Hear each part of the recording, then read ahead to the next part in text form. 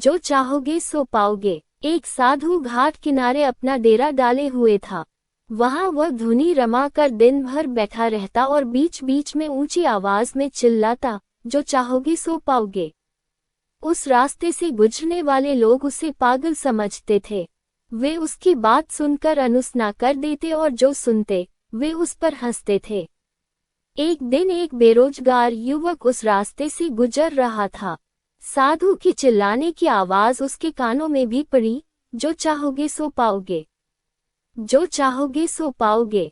ये वाक्य सुनकर वह युवक साधु के पास आ गया और उससे पूछने लगा, बाबा, आप बहुत देर से जो चाहोगे सो पाओगे चिल्ला रहे हो।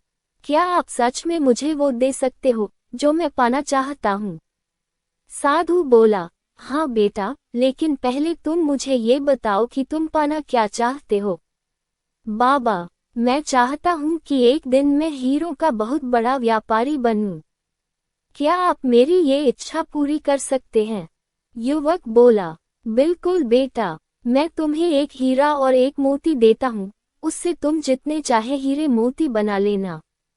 साधु बोला। साधु की बात सुनकर युवक की आंखों में आशा की ज्योति चमक उठी। फिर साधु ने उसे अपनी दोनों हथेलियां आगे बढ़ाने को कहा। युवक ने अपनी हथेलियां साधु के सामने कर दी। साधु ने पहले उसकी एक हथेली पर अपना हाथ रखा और बोला, बेटा, ये इस दुनिया का सबसे अनमोल हीरा है। इसे समय कहते हैं। इसे जोर से अपनी मुट्ठी में जकड़ लो। इसके द्वारा तुम जितने चाहे उतने हीरे बना सकते हो। इसे कभी अपने हाथ से निकलने मत देना। फिर साधु ने अपना दूसरा हाथ युवक की दूसरी हथेली पर रखकर कहा, बेटा, ये दुनिया का सबसे कीमती मोती है। इसे धैर्य कहते हैं। जब किसी कार्य में समय लगाने के बाद भी वांछित परिणाम प्राप्त न हो, तो इस धैर्य नामक मोती को धारण कर लेना।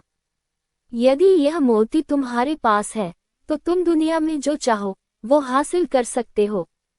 युवक ने ध्यान से साधु की बात सुनी और उन्हें धन्यवाद कर वहां से चल पड़ा। उसे सफलता प्राप्ति के 2 गुरु मंत्र मिल गए थे।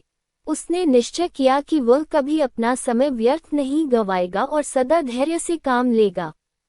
कुछ समय बाद उसने हीरे के एक बड़े व्यापारी के यहाँ काम करना प्रारंभ किया।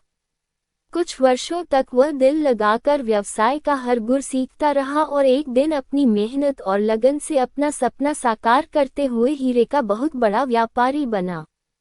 सीख: लक्ष्य प्राप्ति के लिए सदा समय और धैर्य नाम के हीरे मोती अपने साथ